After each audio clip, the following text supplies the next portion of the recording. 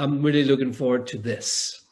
Yeah. This is I loved it. The when the messenger comes up Oh to my you, God. One of my favorite scenes. After he thinks that your son's just got beheaded by Uhtred, he comes up and you're just like, what is it? Like, I won't I'm hurt not you. gonna hurt you, I promise. just tell me the news. Yeah, I won't hurt you. So what was it like to get into that headspace for that rage mode scene there? Because it's a very standout scene. It's a scene that I think the viewer remembers after watching the show, when Cnut just goes full rage mode after getting that news. Did you talk about like preparing for that? Yeah. I wanted it. It had to be big, Also because he's such a slick guy, so to speak, in his own Viking manner, you know. Yeah. But he's always in control. Even when he's berserk rampaging the battlefield, he's in control. And this needed to be a moment where he lost it. Yeah. And he kills one of his captains. Bjorgulf, yeah. He just massacred him, and then he just flips and just go. It needed to be big, and I had talks with the directors about it, what I wanted and what they wanted, but I felt that it was just an epic, so important moment. Also, this is where the Danes lose. This moment. This is where Uhtred wins. Yeah. It's not the battle at Tettenhall. It's right there. Yeah. So that needed to be heavy. It was. I think your grief and despair comes across as well as your anger. Like when Brida's trying to talk sense into you, and like just the look in your eyes when you say they killed my eldest son and they have my other son. It's like a moment of grief, and then right back to the anger when you like tell Jackdaw now, push him away. Yeah. They were so good to me at that point. We were shooting in I think 35 degrees heat, sun just. And wearing fucking fur and shit, having a full beard. That was, and everybody was very respectful to my work. They've always been that, but sometimes it's just more important. Yeah. I like to let it go sometimes, and this was one of the moments where I just followed whatever came. And that was nice.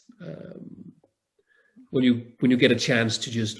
Do you have to do anything like in your head to make yourself that angry, or do you just flip a switch? I have 2 kids, Yeah. and I have a son who's now 5 years old, and I'm not using him when I'm working. But I know how worried I am about him, and I know what that feeling, what feeling I get in my body when he fell on his bike, for example, and he lost a tooth. He was 4 years old, although he was almost 4 years old, and he fell on his bike and just smashed his mouth and had to go to the dentist, and they had to pull out the last of the tooth, and I felt like the most, I don't know, shitty dad in the world when that happened, because I didn't stop him, because I didn't help, because I let it happen, even though I didn't let it happen. You know what I mean? Yeah, but controlled it. But so I know that feeling of worry. I know that feeling of loss, of being afraid that something will happen to him. Gotcha. I know how that feels in my stomach, in my guts. So it's finding that feeling on set. It's instead of thinking about your parents who died, and I have to look at my thinking about that to get in character. I think of how did it feel? How would it feel? Gotcha. Because I don't want to think about losing my son. I don't want to think about my son dead. And and I don't want to. If I had like a trauma, I don't want to jump into that trauma each night on stage. It's not good for you to cry on. That's not. I don't think that's healthy. And I respect people who work that way, but that's not for me. Also, if I'm thinking of something else to get me somewhere, then how the hell am I connected to you in that scene? If it's not you making me cry, but it's my dead mom that's making me cry now while you're breaking up with me, that is in my headspace weird. That is a disconnect. So we need to find out how we can make this scene work so that you can make me feel that way. I will always obviously do all my work, but it's our connection. I'm trained in Meissner technique, which is that is you take it all from your co-actors. I can only play on what you give me.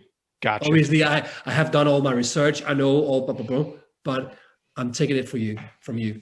Gotcha. That is sort of, that is not, I don't use that always, because sometimes you have to play to a tennis ball and then that is flat. Guys, my technique with this tennis ball it's not working. I can't do the scene. Well, Mr. Pacino is not available. Well, bring him back. No. That scene in season 4 that they cut with Al Pacino. Yeah. Yeah. I mean, why did they cut that? That was so weird. I know. Al Pacino would fit perfectly into The Last Kingdom. I mean.